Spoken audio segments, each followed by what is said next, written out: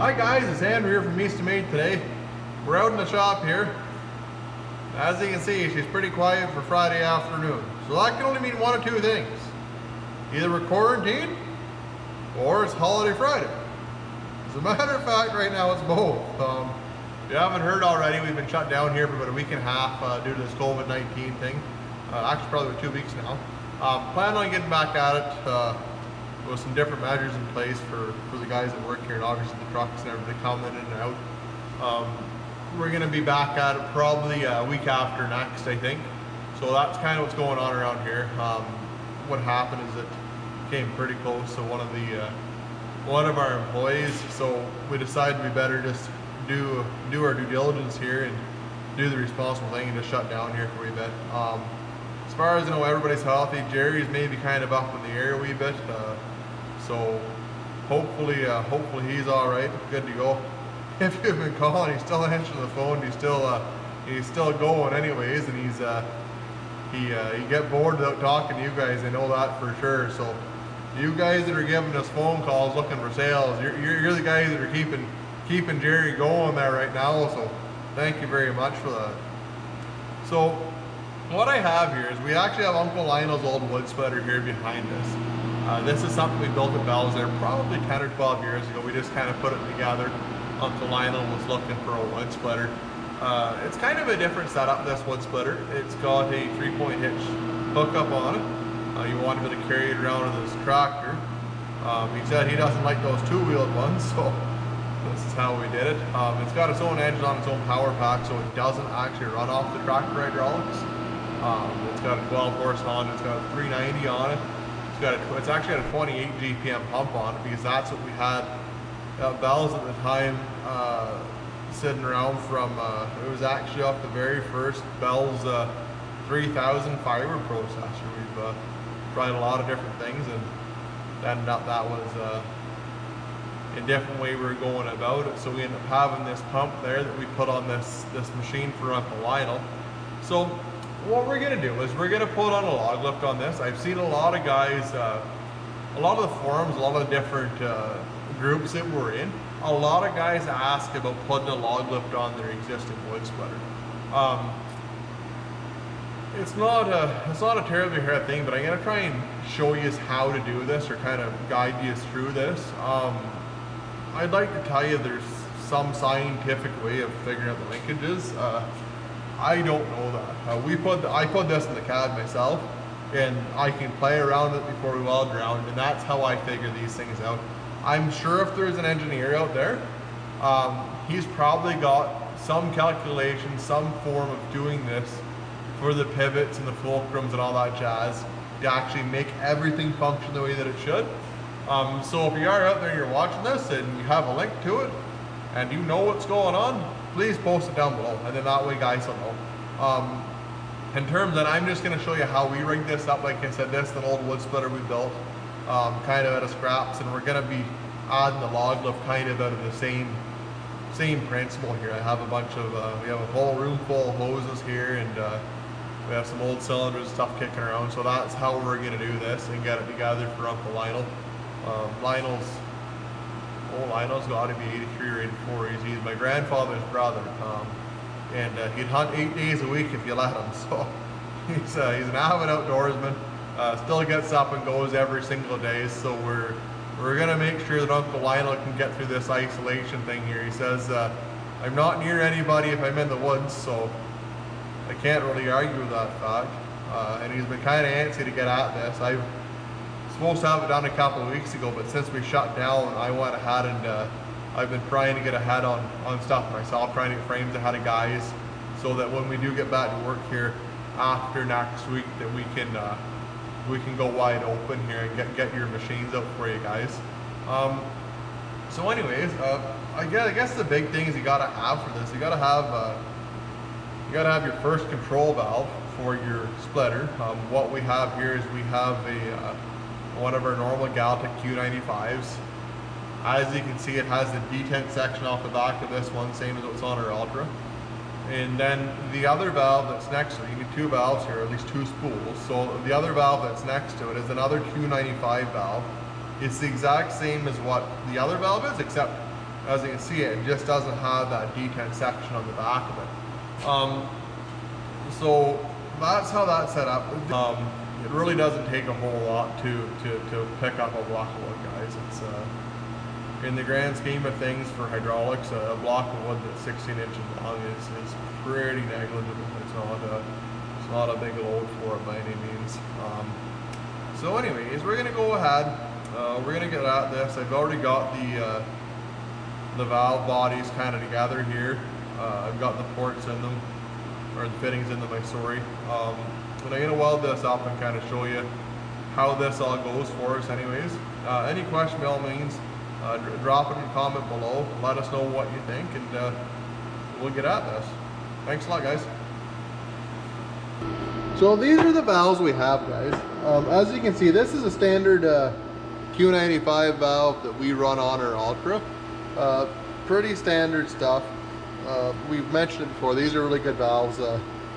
Ball joint sealed in here, packed full of grease. There's no linkages, there's no wee pins or cotter pins like that to fall out. So they're just a really nice setup.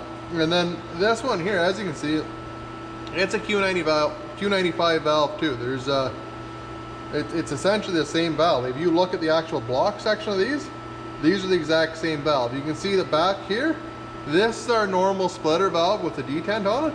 So if you go to put that back, you can see that that'll actually lock into place. And this has a pressure kick out on it too. Some detents don't have that. So this has a pressure kick out on it, so we can set this to kick off on the return stroke whatever pressure we want. I think the range is 700 to 3000 psi, somewhere in around there, so it's got a pretty broad range. And the detents are a nice setup on these too. There's 4 balls in there and a nice heavy spring, where like if you look at the Prince valves, they just have a one ball on the top of them here. They just tend to wear out really quick. I'm sure if you've had a wood splitter for any amount of time, you've probably experienced that, or experienced looseness in the handles and stuff. So those are the valves that we got for this. You can do this with any set of valves. If you have a set of Prince valves, it's going to work like a set of Cross valves, pretty well any off-the-shelf valve. And the other thing I wanted to show you is too, guys, is the actual fittings that we use here. A lot of companies will use a pipe thread. So a pipe thread works on the basis that it's an interference fit. So the male's tapered one way and the female's tapered opposite of it. So when you screw it together, that's what seals it. It's a friction fit. They're hard to get right. Like to clock them, to do a lot of stuff with them. It's just kind of really old technology. I'm not saying an ORB fitting is a new technology by any means, but we don't run pipe thread on a whole lot just because it's prone to leaking. It's just hard to work with. If you ever need to pull it apart, service it, whatever, it's generally a pain. So what we have is what we call O-ring boss, and then the other side of it's a JIC. These are both standard fittings. If you go to any hydraulic shop pretty well in the world, they're gonna have this stuff. It's all standard size stuff. So the ORB fitting is that. It's an O-ring boss is what it's called. Standard O-ring on it. It seals against the seat in the valve, and that's what seals it. And then the JIC fitting is actually a flare, so it uses the interference fit on the flare to actually seal it up. Common mistake we see with guys servicing stuff and working on these fittings is that they'll over tighten and they'll over torque them, and when you do that, it distorts the flare. These they really don't need to be very tight. Like normally if you go like 2 flats on the hose fitting, that's normally lots to tighten these things up.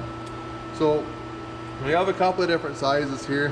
The other nice thing about these two, like I said, clocking them, all the 90-degree fittings have a jam nut on them, so you can screw that in there and you can face that fitting whichever way you want it. Where, like I said, if you have a pipe thread, you're kind of limited, especially with a cast valve. Like a full turn on a cast valve with a pipe fitting is sometimes too much and you'll crack them.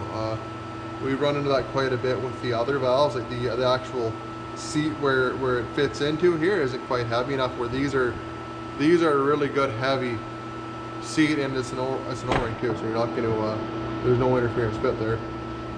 So that's how that goes, guys. A couple of fittings, we're going to put them together. I'm going to have to make a plate to mount this onto the wood splitter. I'm going to go ahead and I'm going to do that first. We'll go over the plasma cutter, and I'll get that drawn up quick for you and get it on there. Probably make it at a 1/4 inch plate, and again, you don't need a plasma cutter to do this. If you had a grinder with a cut-off wheel or a drill bit, I'm sure you're going to get away with just fine with this. So I'm going to go ahead and get a plasma cut a plate for that, just because it's going to be quick and easy for me. And then we'll get these mounted on there, and then we'll go from there, guys.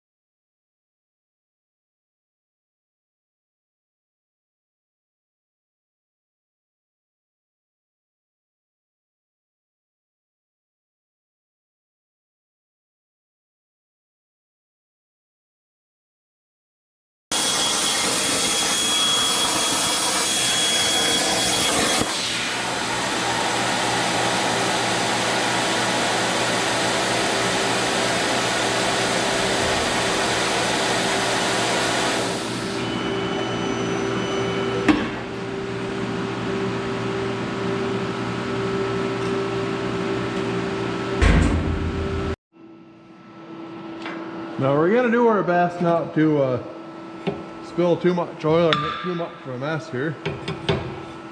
Hopefully we won't. We get some of these fittings plugged up. We'll jam a rag in them just so they don't keep some dirt out of them. And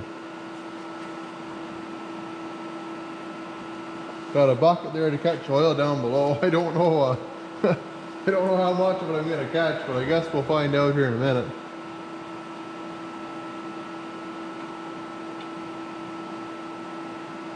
There'll normally be a little bit come out of these holes. You shouldn't normally lose too much of it, I don't think.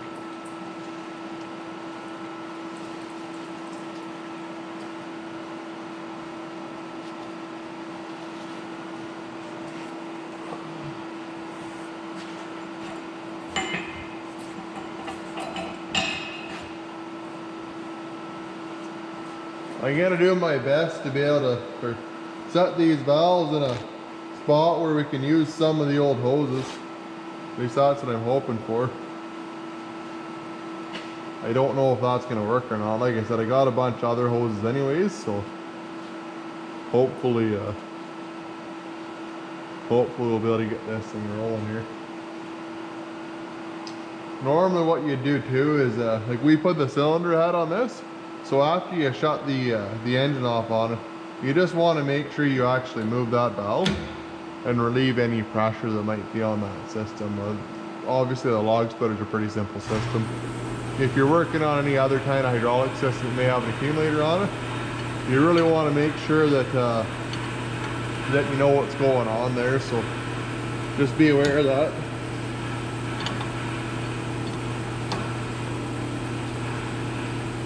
And that's that detent I was talking about. Like this valve here is a cross valve. The Prince valves are very similar, but there's just a small spring that goes in here and applies pressure onto one ball. There's just really not that good of a setup. It's just a little wee spring you'd find in anything. That's nothing It's not any kind of an industrial spring, it's not a die spring, it's nothing like that at all, so they're just not that great. Some guys have good luck with them. This one's still running okay, I think, for Lionel, so but then again, Lionel split 5 or 6 quarter wood a year, and he doesn't do hundreds like what we try to build machines for. So.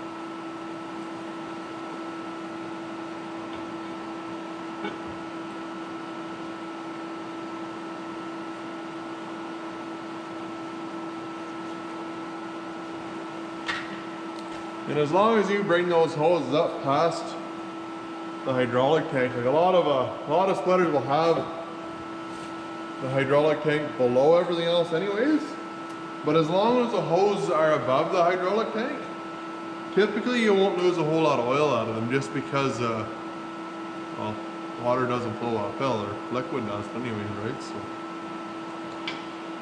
go ahead and get this valve off of here, and then we'll get this plate cut off and we'll get our other one welded on. We've got the valve off here, guys, and you can see in here there's a bunch of sawdust and it looks like it's pretty saturated with oil. I'm gonna go ahead and clean that out of there. If you've ever done any welding on any kind of equipment like this, you know that's very important, especially if you're out in the woods somewhere. Because that stuff takes fire pretty easily. That's why you see a lot of logging equipment burn. I've seen a lot of logging equipment burn that's even been cleaned and maintained. So always be aware of that and what's around you when you're welding and grinding and stuff like that. So just be careful with that kind of stuff, guys.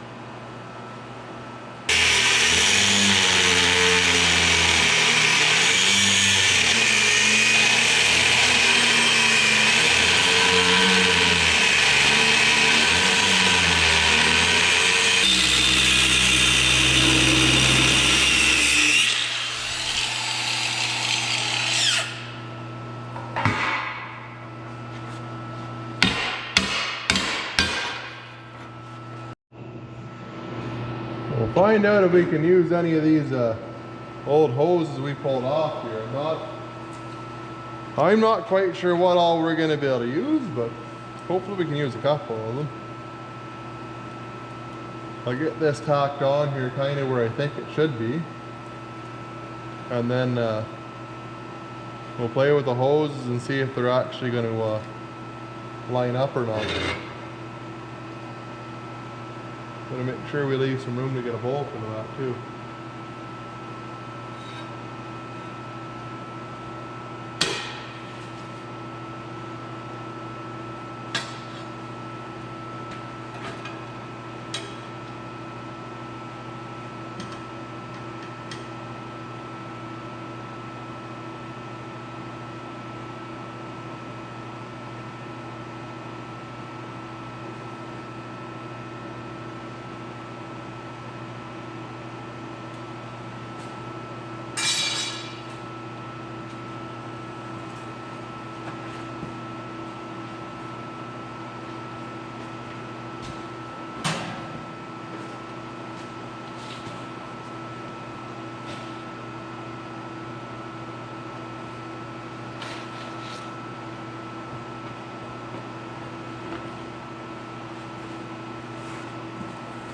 Maybe move that over a little bit more. I don't like that.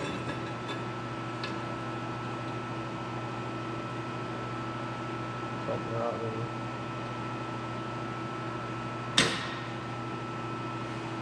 As you can see, there's not really any scientific way of doing this. Just kind of look at it and see how it is. If you have a CAD program, obviously you can put it in the CAD program. But I wasn't going to put Uncle Lionel's whole splitter in there because that just doesn't make a whole lot of sense. Well, we did a handful of the parts to make sure the linkages and stuff were going to work, but didn't make sense to put his whole machine in there, engine, all that kind of stuff. So we're making do with what we got anyways. That looks a little better there now, so we'll tack it there and we'll see how the hoses go. And we'll know what's going on.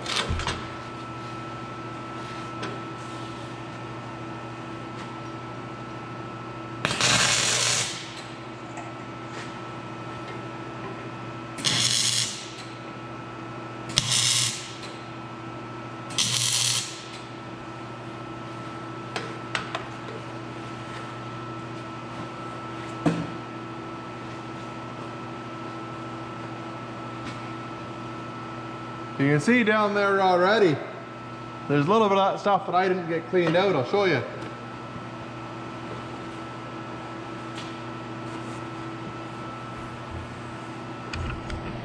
See if I can get in there and show you here, guys.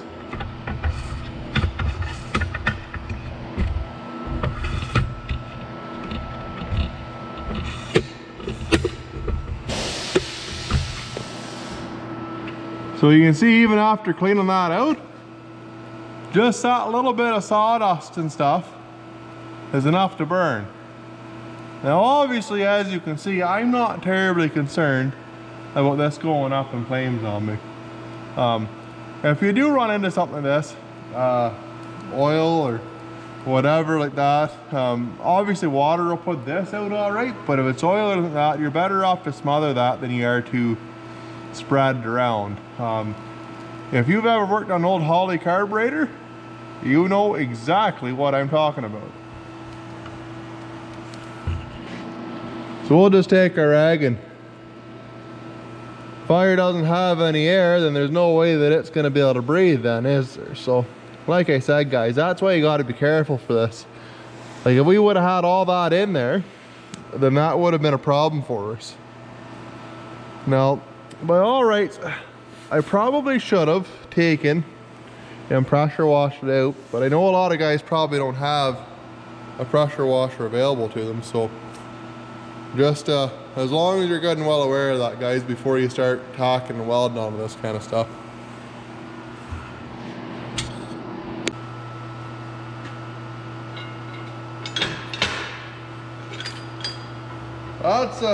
That's a little more like a glove that time. That's the way we want that. I'm gonna play around here. I'm gonna see if I can get any of these hoses on, and maybe we'll start welding the log lift on.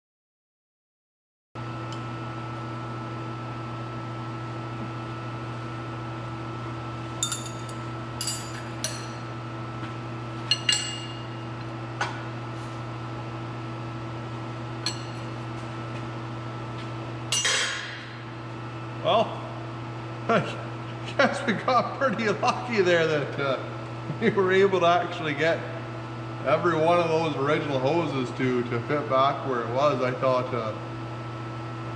just different placements we may not get that lucky, but we had to run this one kind of up and around over top of the hydraulic tank, but I don't think the block was going to care for Uncle Lionel, that's for sure.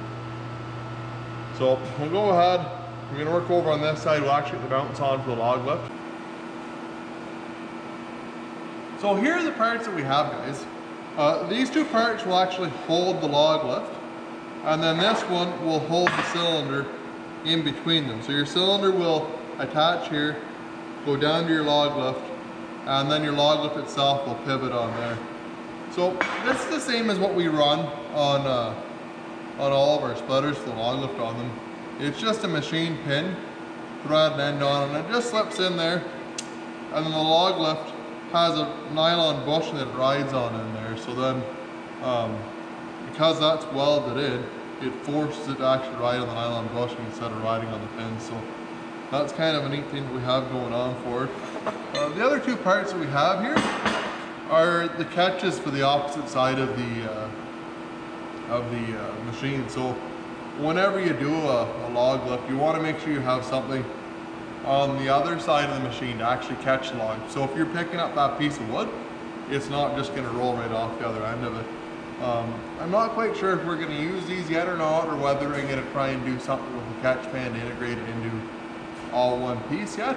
But I'm going to go ahead and get it welded up and kind of see how it looks. At least tack it on there and see where we're going to go, because I know for sure I want to do something with the catch pan that's on it. Uncle Lionel or maybe one of his buddies came and got it there last year, 2 years ago office, and got it mounted on there, but like the little nicer job just so it doesn't catch on the beam when he's pulling a block back across it. So we're going to go ahead and get these tacked on there, and we'll see how it looks, guys.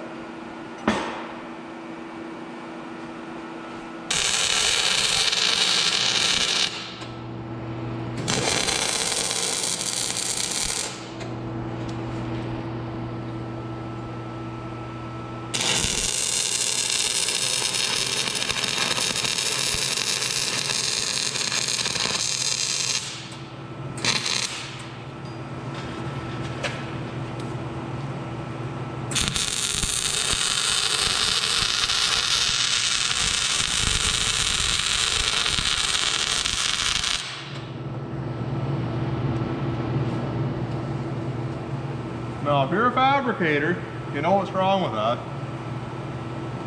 However, I haven't got much of a choice. I'm not going to dump oil on Uncle Lionel's wood splitter, and I'm not going to dump the fuel I just put in the engine out of it either. So, typically a downhead weld has really no penetration welding. That's really not holding much. It's these ones here, they're burning good and hot, that are actually hold that on there. So, if you are a fabricator watching this, I'm sorry for my sins, but I didn't have much of a choice for it.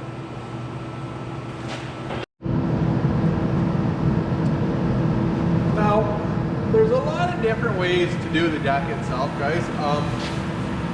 We do it out of a solid plate, it's 3/16 material. We do it that way because what I found, and probably everybody else, if you do it with expanded metal, like with the diamonds cut out of it, same as like a landscape trailer tailgate, that beating on that stuff just isn't gonna take it, I find. You can if you want, it doesn't matter, but in my experience it doesn't work that well. And like I said, if you have a landscape trailer or something like that, you've probably experienced that already. Some companies will just run an arm, a couple arms down them, and then have the middle of it open. That doesn't work either. What if you have a piece of wood that's, say, I don't know, 12, 13 inches long and it falls in, or maybe one walks this way or something? It doesn't make much sense to do it that way. So, like I said, we do it out of a solid sheet of steel. That way it's right. I don't think on Lionel's machine here, on this splitter that were built for Uncle Lionel, I'm not going to put any cleats on the top of it, because what I'm hoping is that the catch pan and this log lift will be about the same height, so when he pulls a piece of wood back into it, it'll slide onto his log lift a lot easier. with our normal wood splitters, it's not so big of a deal because you're normally running a 4-way or a 6-way with it. So the actual piece you're pulling in is up above what this log lip is. So you can pull it back onto the log lip and get it back into the machine. So Lionel's machine only has a single wedge on it, so it doesn't really make a lot of sense to do it that way. The cleats are a lot nicer just for when it's icy or wet out or whatever, but I'd imagine Uncle Lionel, he's kind of a fair weather wood splitter guy. I don't think he's going to be out there in the freezing snow and covered in snow and stuff. I think they're skidding the logs right now, and so he's just trying to get at this before black fly season comes in. So we'll go ahead, we'll get this brake fired up, we'll show you how we bend something like this, and yeah.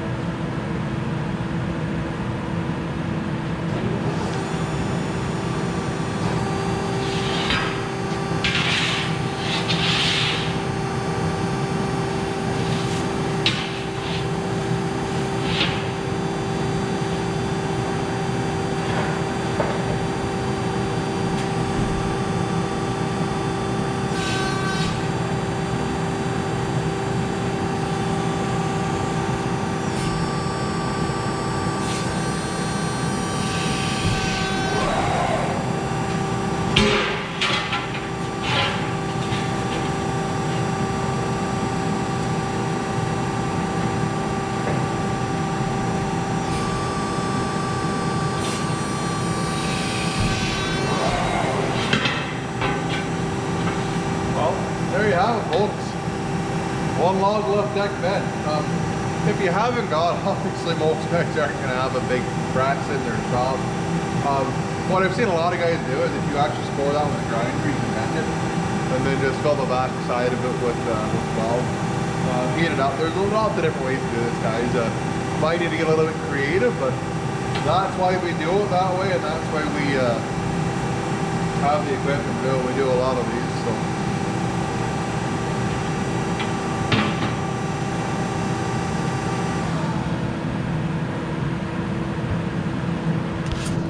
Well guys, we're back over here at the machine. We have our deck we just bent. These are just 2 arms that we're going to put on this. We actually weld them on here. There's a bored hole in them. Each one of those bushings go in there like I said, and they just ride on that pin. And then there's a bolt that actually holds it all together. So we're going to get them tacked on there. I'll normally use a piece of angle iron for something like this to square it up. I find it easier. The angle iron is probably not going to be perfectly square, but it's going to be close enough for what we're doing here, anyways. Like if you're off, you're not going to be off very far, anyways. So we'll go ahead and get this clamp together and get her welded up.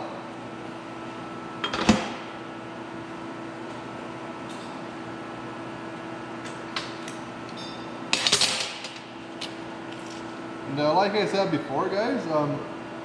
This stuff here, like mounting this deck and the pivots and all that kind of jazz, you're like we have a CAD program, so it's pretty simple and painless for us to do it here.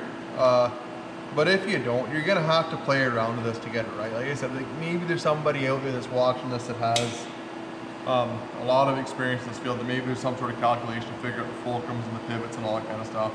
I don't know it. Like I said, most of the time I just do, I just put it in our CAD software and it kind of play around with it a wee bit, and that tells us what we need to do exactly and how we need to do it. So it's pretty simple for us. I'm just measuring out where all these welds have to be, and then that way when I go to put it together, everything matches up and looks pretty and all that kind of stuff too. So that's why we do it.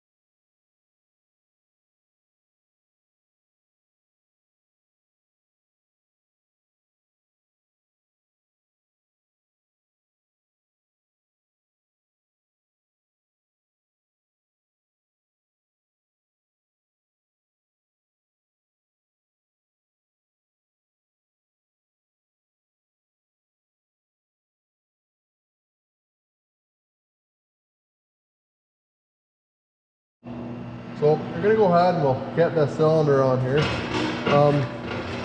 It doesn't really matter which size of cylinder you put on this. We run a 2-inch. See, it has clevis ends on it.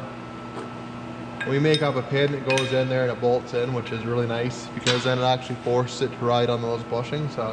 As you can see, this is just a plasma cut hole. This isn't the best solution, but it's what we have for Uncle Lionel anyways. Like I said, for how much use this old splitter is probably gonna see, this will be just fine. So we're gonna go ahead and put that on, and like, you don't need a huge cylinder for doing this. Like I said, like the power of hydraulics is pretty impressive when you actually think about it. So you don't need a whole lot. Most cylinders are standard, whether it has clevises on it or bushings or whatever. It's entirely up to yourself. It doesn't make any difference at all. We'll go ahead and get this on. I'm going to show you something else before we do. The other key point of this is if you just put that cylinder on there and throw hoses to it, this thing's going to throw wood right over top of it. You have to have some way to slow the flow down going into that cylinder. You'll see on a lot of splitters, not so much anymore, like some of the older guys are doing, they'll have like ball valves and stuff and every other gadget and gadget that slow them down and adjusts them. You don't need that.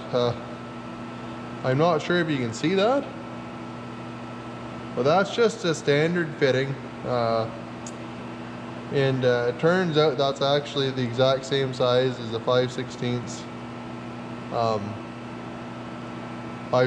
half, a 5/16 coarse thread tap. So what we do is we just get a brass set screw and then we drill a wee hole in it, and that's what slows it down.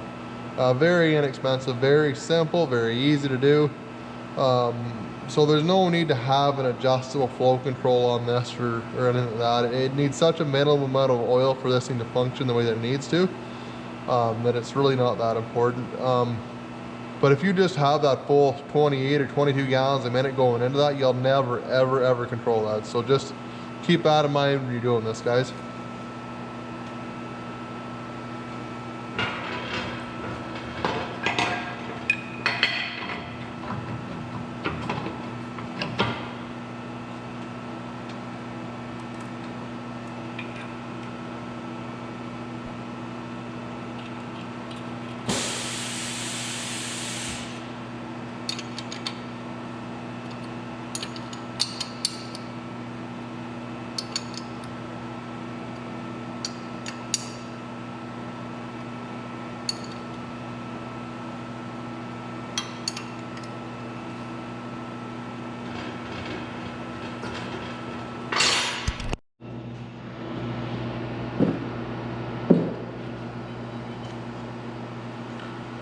So now that we have this all welded up, and like I said, if you're doing this, you're probably gonna have to tack this a bunch of times, move some pivots around. You're just probably gonna have to play with it. Like I said, we put this in the CAD and kind of you can play around in there pretty easily. So anyways, now that it's all together without the hoses on, you should be able to test it and see kind of what the range of motion is. So try and go up here.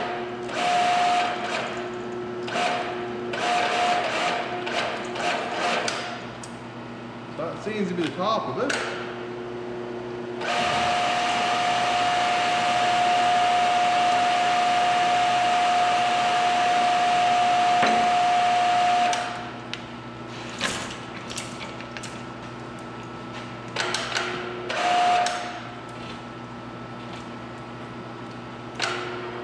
And that looks like the bottom of it. So I think we've got her pretty good. They're normally always a little bit tight when they're brand new just because of the bushings and how they are. If you run on bolts and stuff, it's probably not going to be that bad. But this way we do it, and that way when we send the machine out, it's tight when it gets to you, and that way it can break itself in and work properly down the road.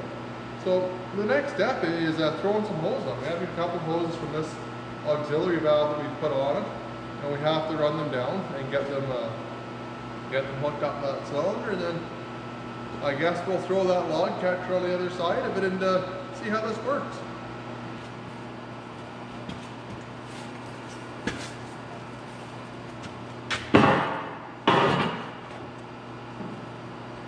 Right along.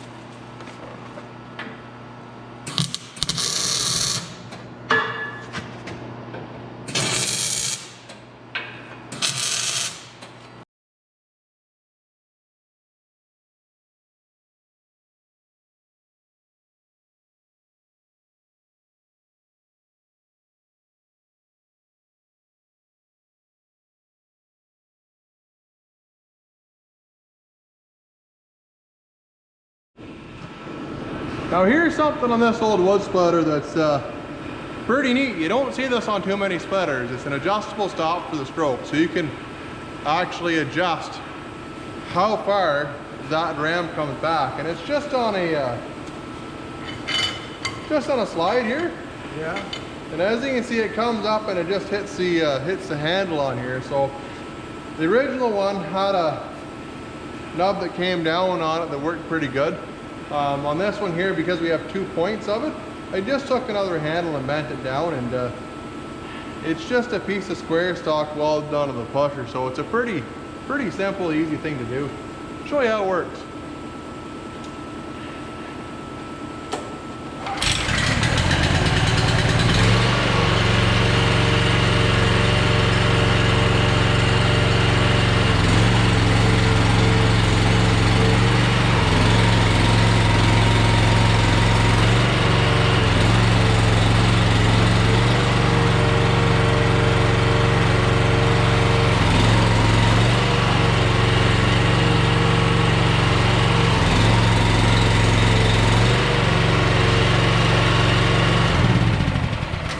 So it's just one of those really simple, easy things. It's pretty neat. There's a local guy around here, Gordy McClellan. He sets a lot of them up like that. And if you've ever been through Eastern Ontario and split wood, you've probably used a Gordy McClellan wood splitter, because he's built an awful pile of them. He's a local legend around here. So that's how Gordy does it. So that's the way Uncle Lionel wanted it, and that's the way we set her up.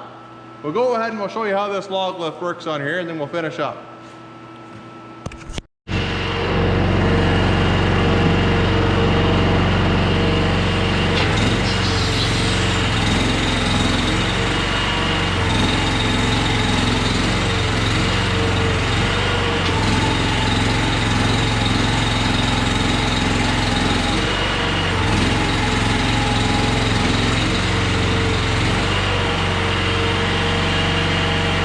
Well guys, there you have it. That's how you'd fab up a log lift. If you have an old wood splitter and you're looking to add a log lift to it, those are kind of the steps to it. Like I said, I've got the benefit of having the CAD that I can draw this up on the computer and figure out the linkages and stuff. Otherwise, you're probably going to have to play around with it and get it right. But those are kind of the steps to it, and that's how you go about doing it. Like I said, the valves, wouldn't matter if they're Galtech or Prince or Cross or whatever. Same principle for all of them. Just run the lines down to them, and that's a pretty neat trick with a stopper on if you've never seen that before. So anyways, if you like these videos, subscribe, give us a big thumbs up, and we'll see you in the next one, guys. Thanks a lot.